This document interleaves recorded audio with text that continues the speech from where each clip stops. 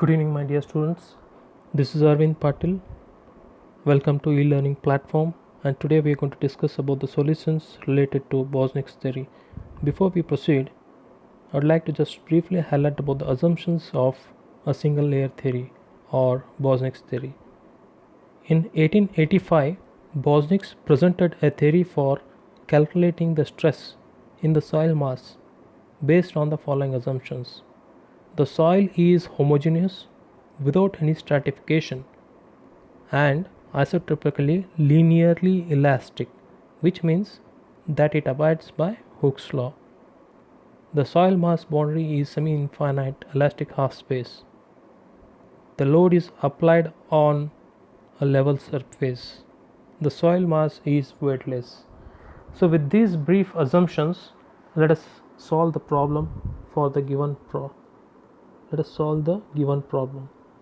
This particular figure shows a homogeneous half space subjected to two circular loads, each of 254 mm in diameter and spaced at a distance of 20 inch, that is 508 mm on centers.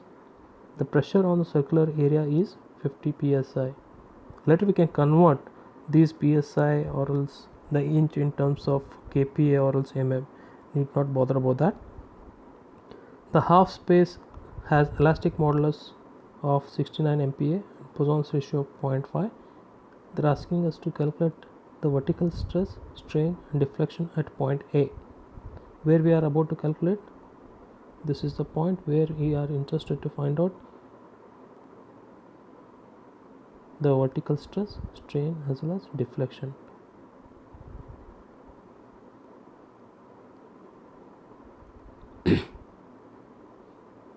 Which is located at a distance of 254 mm below the center of one circle. 10 inch means 254 below the center of one circle. We are considering the shape of the wheel to be in the form of circular in geometrical section. Okay, let us solve this problem. Solution. What are the given data? First of all, like just write it down. Given the radius of circle, I'm going to make use of a writing pen so that it will be very clear to you all. A is equal to 127 mm. What is this Q? We are going to use P instead of Q for the tire pressure, which has been given to us as 345 kPa, and the depth at which we are interested to find out the vertical stress from the surface has been given as 254 mm. Now we are interested to find out what is a vertical stress, sigma z, and we are also interested to find out what is the epsilon z and the deflection W, at which point the point A from the free surface of the ground below this pavement at a depth of 254 mm, exactly at point A, we are finding out what is called as the vertical stress, vertical strain as well as the vertical deflection. Since this is a single layer theory, we may not be expecting any different stratification to be coming over the soil subgrade. So we are considering the whole mass of the soil to be of single layer. So what will be the Young's modulus of elasticity which we can expect for the pavement as well as subgrade? It will be same. Whatever it has been mentioned as E is equal to 10,000 psi, that is 69 MPa. The same Poisson's ratio of how much? 0.5. This Poisson's ratio is 0.5 for all the soil masses. Okay, we need not worry about that now. Now we know with the help of the Foster and Alvin charts, we'll be capable of finding what will be the vertical stress sigma z, epsilon z, and W. So these are the three important formulas for determination of vertical strain, radial strain, and tangential strain.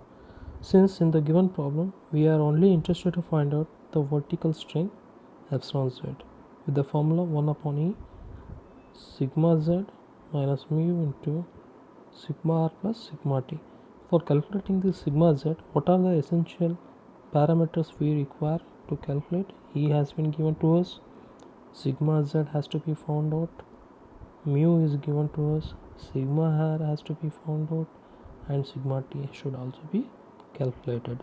Okay, though in this problem they had not asked to find out sigma r as well as sigma t, these two parameters are essential for finding out sigma z.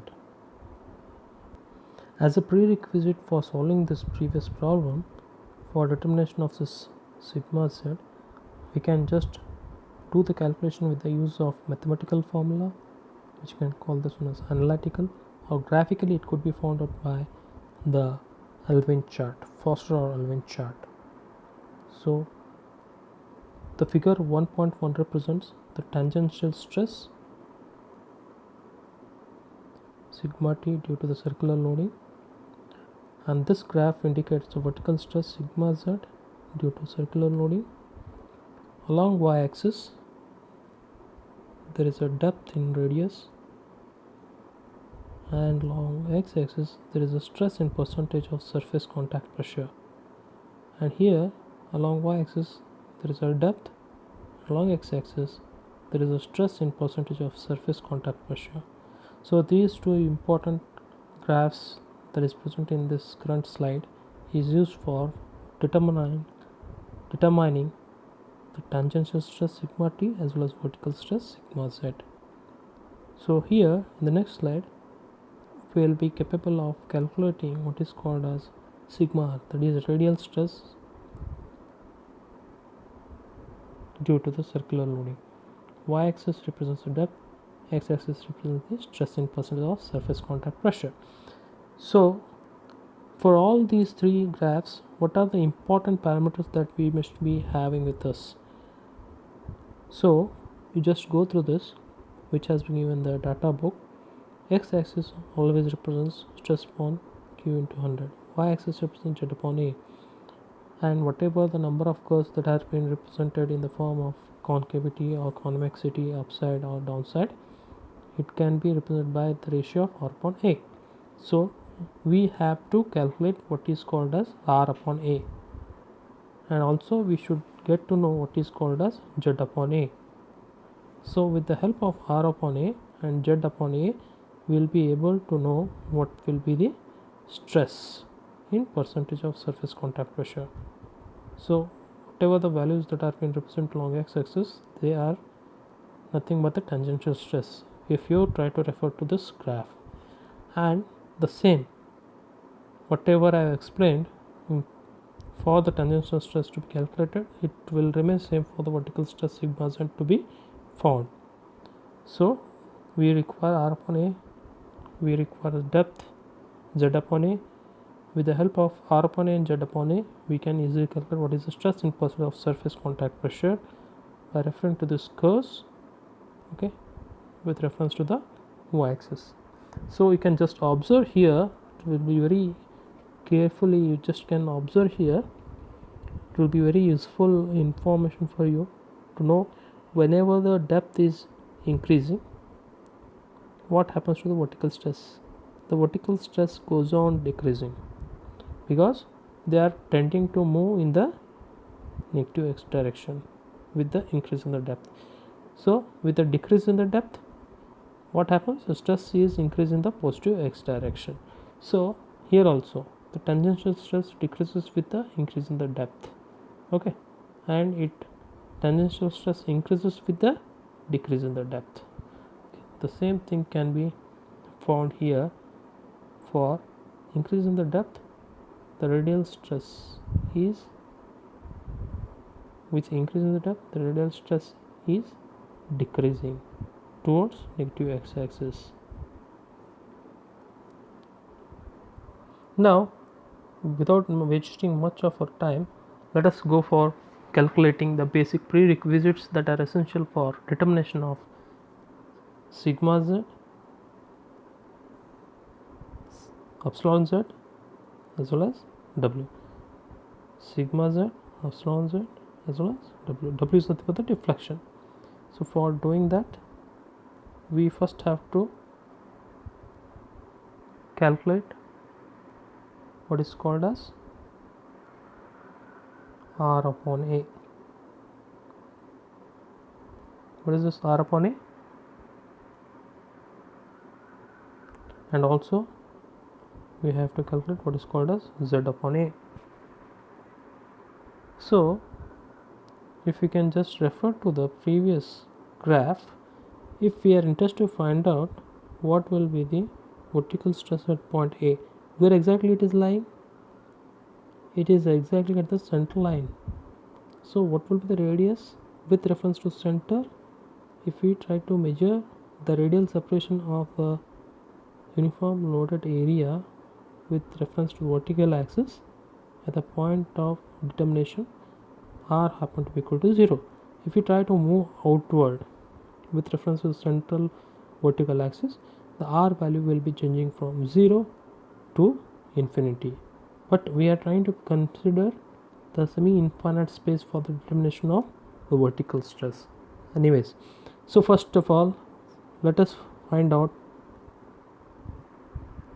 the stress at a point A due to the left load.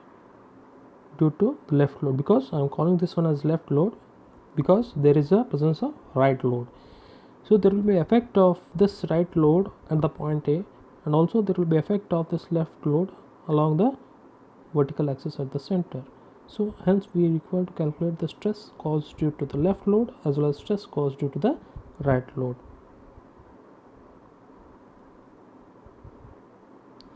R upon A, as you know that R value happen to be equal to 0, A value is how much? The value of A that has been already given to us as 127 mm. So we try to substitute here. 0 upon 127 will be 0. What is Z upon A? It is Z is given as 254 mm, A is 127.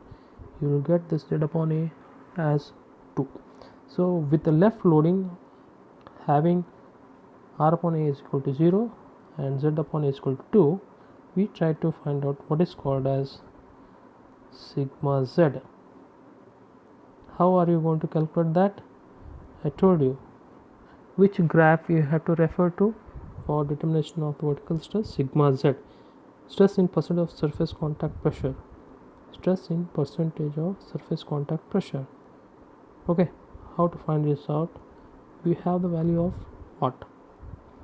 We need to find out what is called as R upon A is 0. Where is R upon A value happen to be equal to 0? This is can you make out? This is a curve with R upon A value happen to be equal to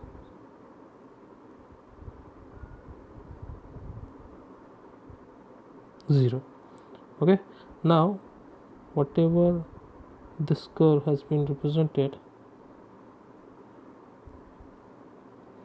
it represents R upon A value is equal to 0. Now what is Z upon A? Z upon A value happen to be equal to 2. So for R upon A is equal to 0, Z upon A value happen to be equal to 2, we try to cut this.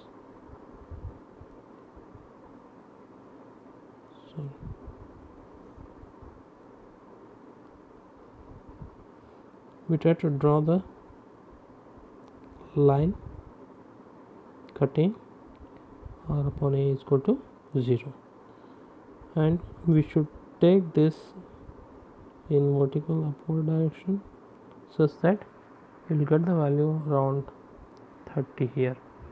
Okay, so what is the stress in percentage of surface contact pressure? How are you going to represent that? Stress upon P into 100.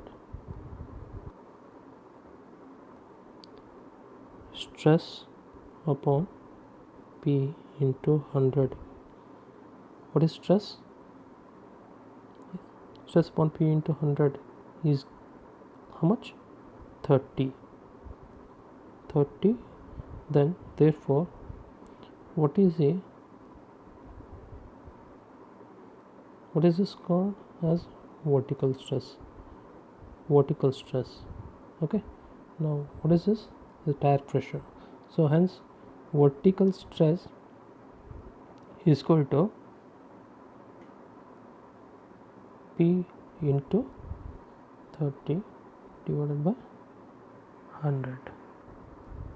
How much are you going to get this one as? This is, what is the tire pressure that has been given to us?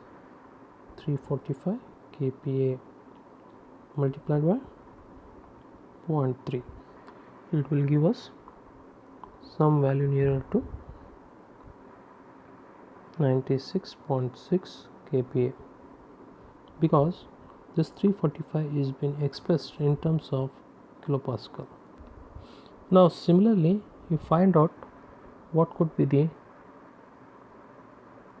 Z value, sigma Z value,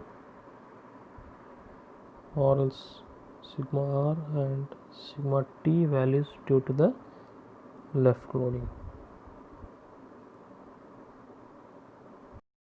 For calculating sigma R and sigma T due to the left loading, as we could see in the given diagram,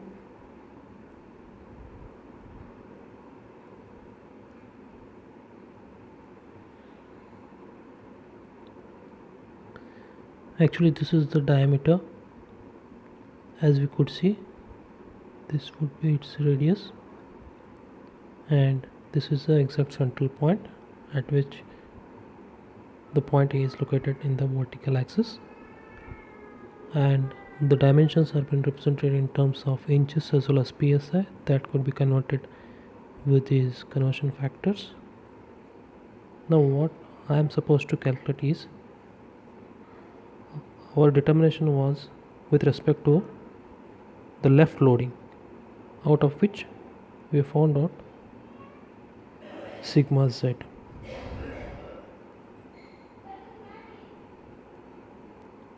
Now after calculating the value of the sigma Z with the help of the Alvin chart due to the left loading, which we have done, this is nothing but the sigma Z value, which we have found it from this graph of vertical stress sigma Z due to circular loading.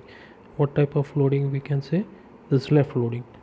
And similar sigma Z should be calculated from the right loading system. For before calculating the value of sigma Z due to the right loading, let us first of all find out what is epsilon Z due to the left loading. Epsilon Z due to the left loading requires calculation of sigma R and sigma T. For that, we had the value of this Young's modulus of elasticity capital E, and also we have the value of the sigma Z that we had calculated recently. The value of mu has been given to us. Now we should proceed for calculation of sigma R and sigma T. Always do remember that whenever the axis lies at the symmetry, means whenever you are about to find out any stress or strains at the central point of the vertical axis, when R is equal to 0, you can expect the value of sigma R and sigma T to be equal to the same value. I mean to say, whatever the value of sigma R you are going to obtain due to left loading system, the same value can be expected to be seen for sigma T, again due to the left loading. So what calculation we had made? This is for what? Left load. And similar calculation of sigma Z should be carried out for right load. When you are going to do this? After calculation of sigma R and sigma T. Why? Because sigma and sigma T should be calculated, because we are interested to find out what is called as epsilon R. Epsilon R is nothing but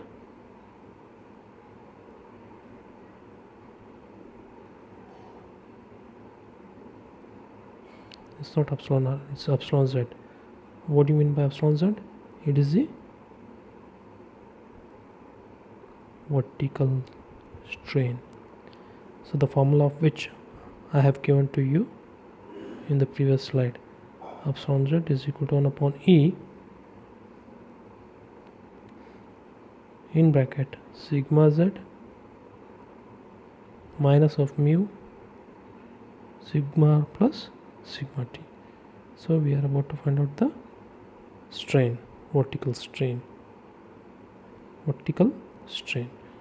Okay, due to which load?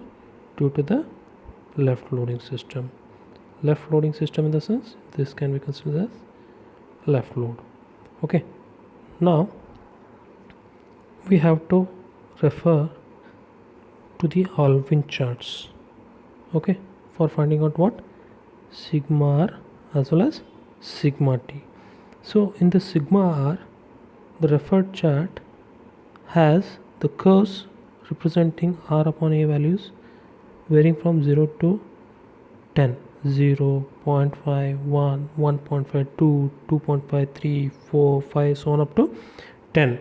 So what I repeat, with the increase in the values of r upon a varying from 0 to 10,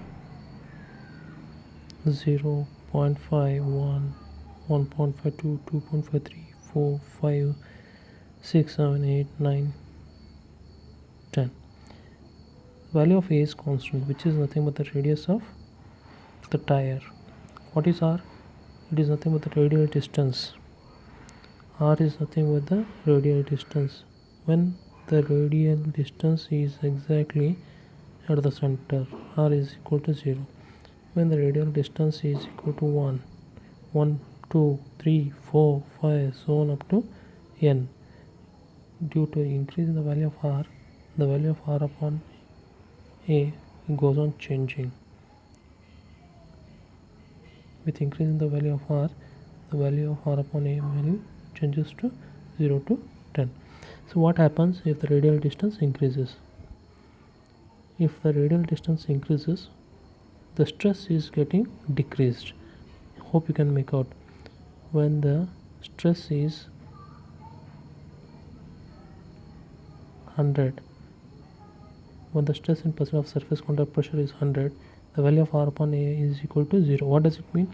Whenever the load is acting exactly at the center with the value of r upon a is equal to 0, then you may be expecting the maximum stress of how much? 100% of stress.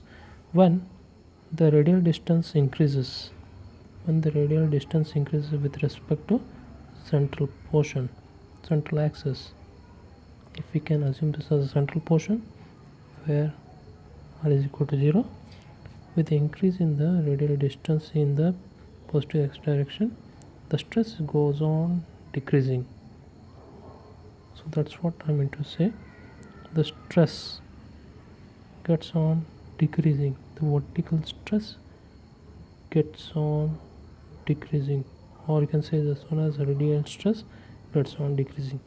And you can just also compare it with the vertical stress, with the value of r upon a increasing 0 to 0.25, 1, 0.75, 1.25, 1.52, 2.5, so on up to 10.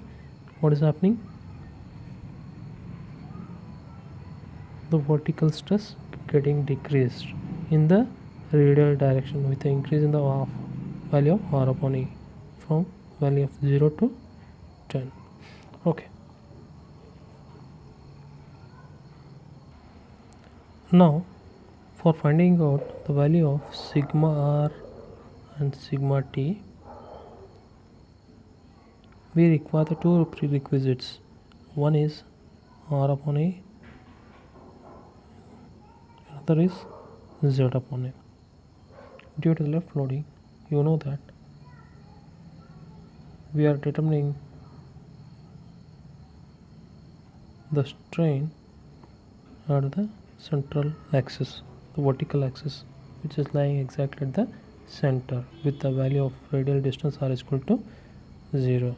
So for that, r upon a will be 0. And what is z upon a? The value of z has been given to us. The value of z is how much? 254. 254. Substitute the value of z as 254 and a value as how much? 127. So how much are you going to get this one as? You will get this as 2. Again, with the value of r upon a is equal to 0, z upon a value is 0, z upon a value is 2, we will be finding out sigma r and sigma t with the use of Forstner-Lorentz chart. Try to refer to the sigma r. For the value of r upon a is equal to 0, you can refer to this curve. And what is the value of z upon a? Z upon a value is 2.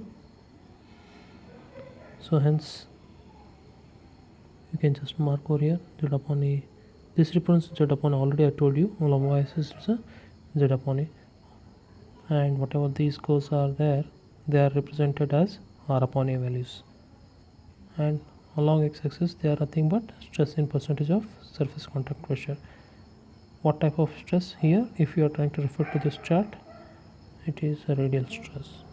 Radial stress in percentage of surface contact pressure. What does it mean? Okay.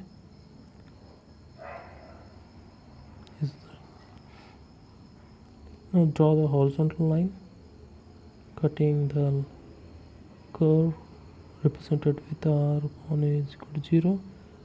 You got somewhat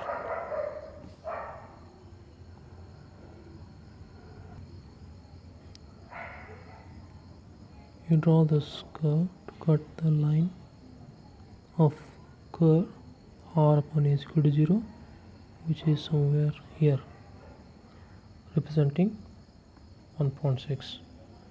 So sigma r is equal to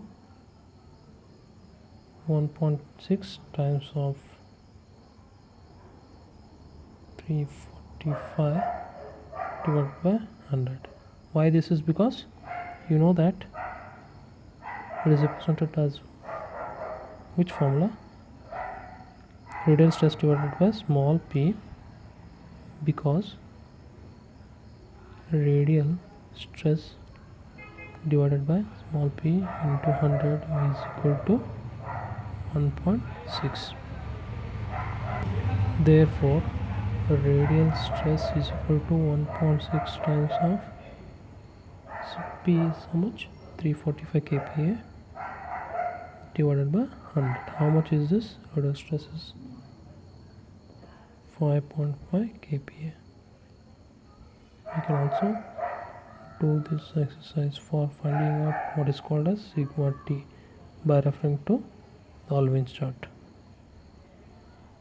Sigma t could be found out by referring to r upon a is equal to 0, depth z upon a is 2. So how much are you going to get by cutting this line? It will be somewhere around, say,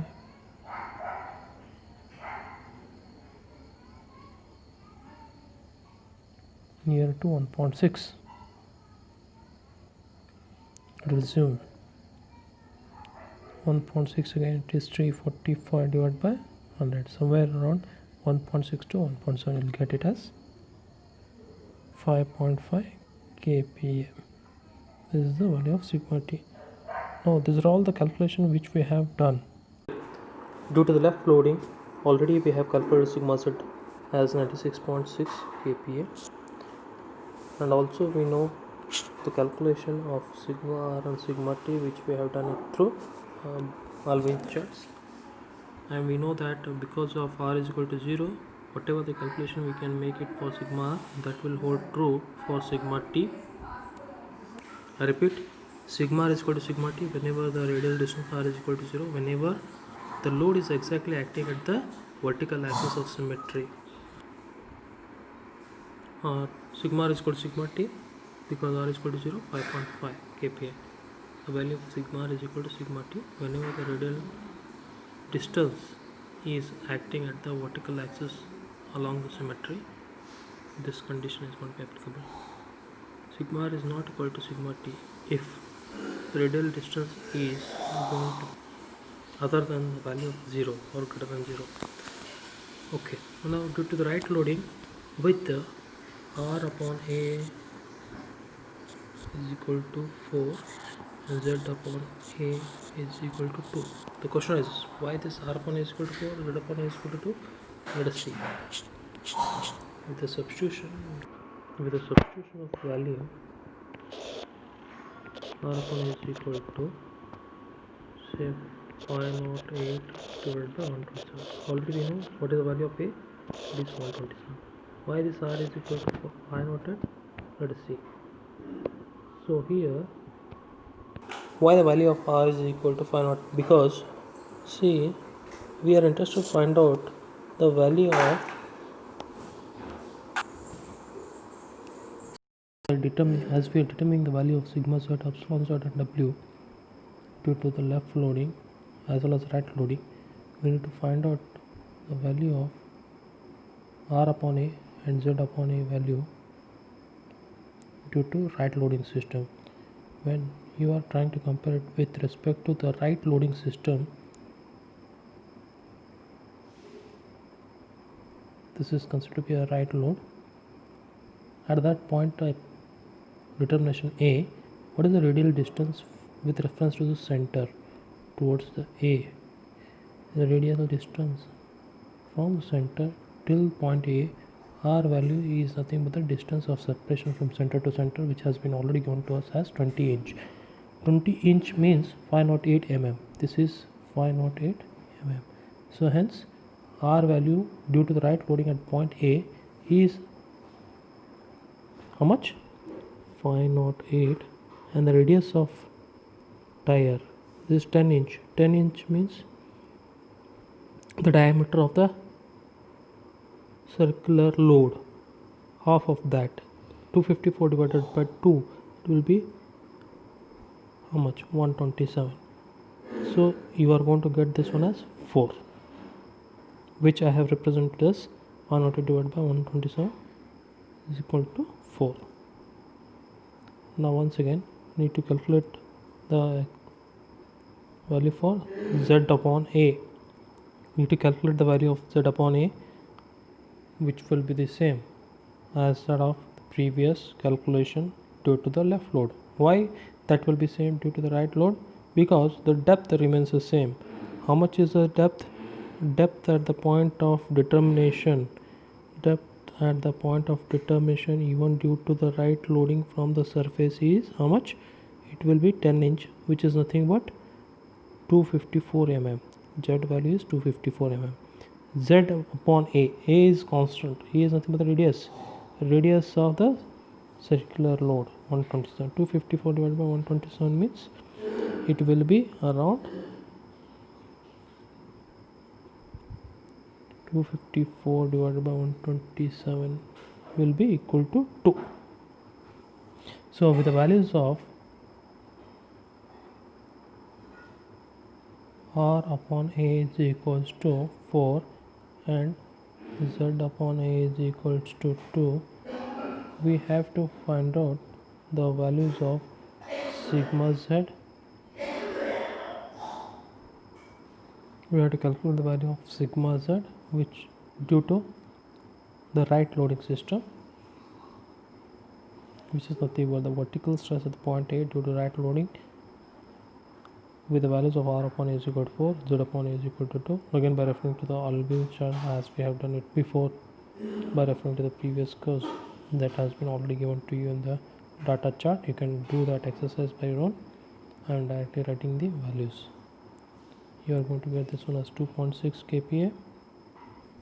Sigma r value is 0.026 into 345, which is 9 kPa, and sigma t value is equal to 0. Here you can see sigma r is not equal to sigma t. Can you tell me why it is so? Because r is not equal to 0. Here now value of R is other than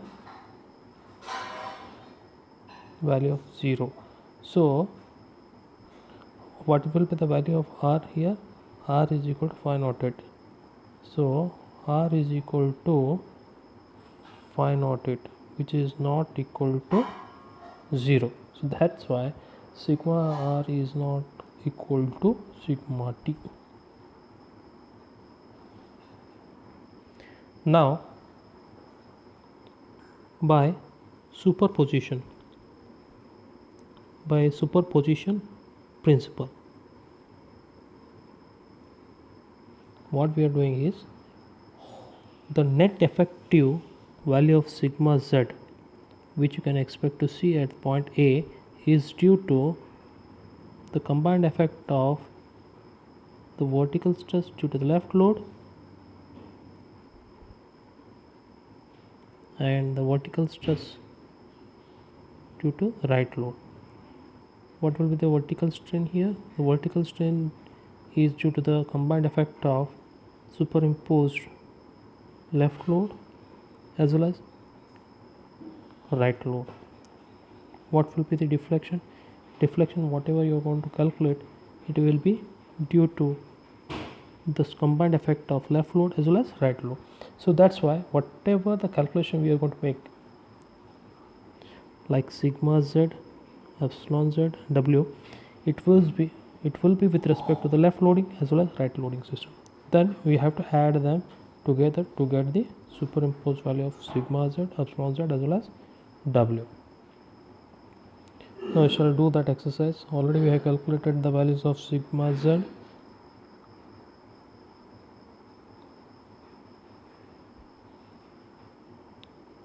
due to left loading, and also we have calculated the value of sigma z due to right loading. We have calculated the value of sigma r due to left loading, sigma r due to right loading, sigma t due to left loading, sigma t due to right loading. With the help of the values of sigma r and sigma t, we are able to calculate what is called as epsilon z due to the left loading and due to the right loading. So hence, first of all, let us, with the help of superposition principle, sigma z is equal to, you add the value of sigma z which you had obtained due to the left load, 96.6 kPa plus 2.6 kPa, which will be equal to 99.2 kPa, and the value of sigma r is equal to 5.5, the value which you had obtained previously in the last slide, plus sigma r which you had obtained it as 9 here in this current slide, which will be 14.5 kPa.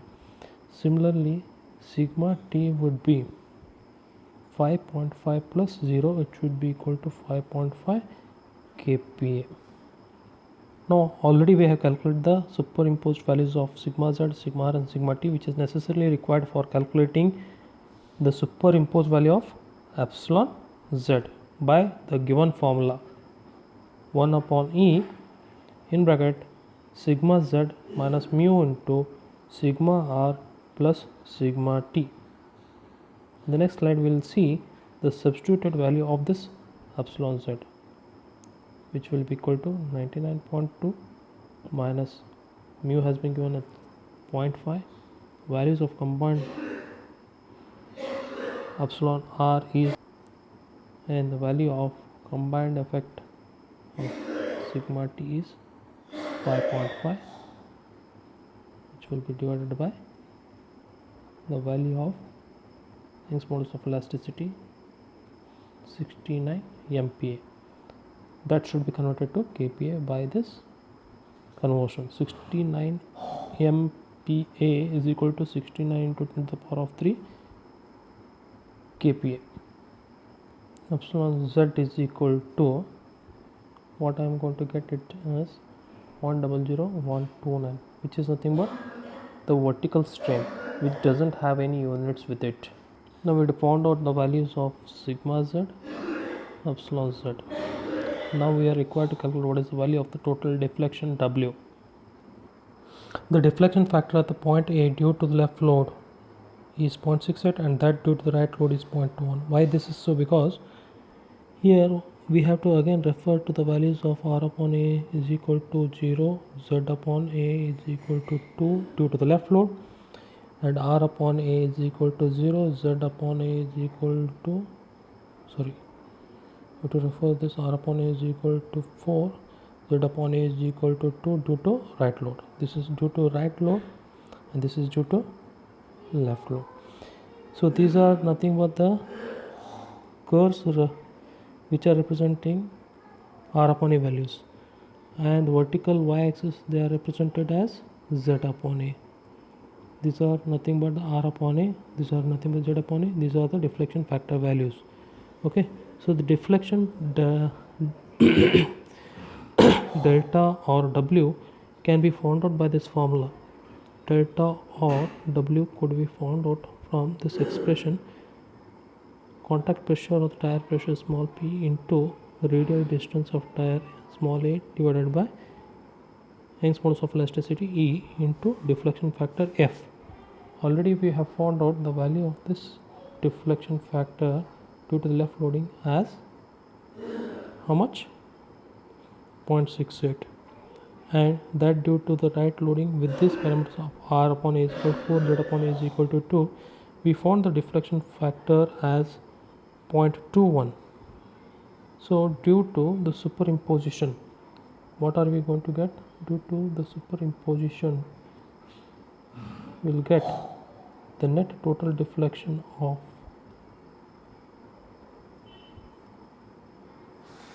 the total net deflection W or delta could be found out by substitution of this value, contact pressure 345 kPa into radius of the wheel 127 divided by Young's modulus of elasticity 69 into 10 to the power of 3 multiplied by the deflection factor, which we have found out to be 0.68 due to the left load, and deflection factor due to the right load is 0.21. Totally net deflection factor that we have found out is 0.89. Why this 0.89?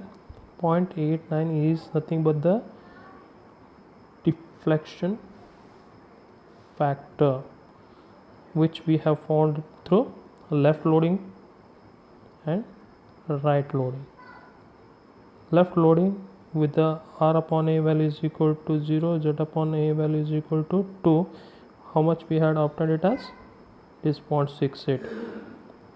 And due to the right loading, R upon A is equal to 4, Z upon A is equal to 2. We had found the deflection factor value as 0.21. By combining these two values, we have found it as 0.89. Hence, the total deflection could be obtained as 0.565. So, in the next slide, we can make out an abstract of the determined values of sigma z 99.2 kPa, epsilon z as 0.00129, and the total deflection W as 0.5651 mm. This doesn't have any units because strain will not have any units. Stress is expressed in kilopascal and deflection is measured in terms of mm. In the diagrammatical representation, in the diagrammatical representation, this is the value of deflection, this is the value of the vertical stress,